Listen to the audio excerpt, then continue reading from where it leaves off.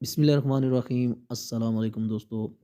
23 जनवरी 2022 20 जमादुल आखिर 1443 Saudi Arabia की corona virus report के साथ आपकी खिदमत में हाजिर हैं।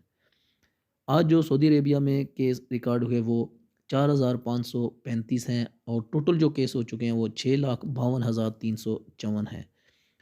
आज जो रिकवरीज़ हुई हैं वो 5,072 हैं और टोटल जो रिकवरीज़ हो चुकी हैं वो 5,99,834 हैं। आज के दिन जो अमवात हुई हैं वो 2 हैं और टोटल जो अमवात हो चुकी हैं वो 8,920 हैं।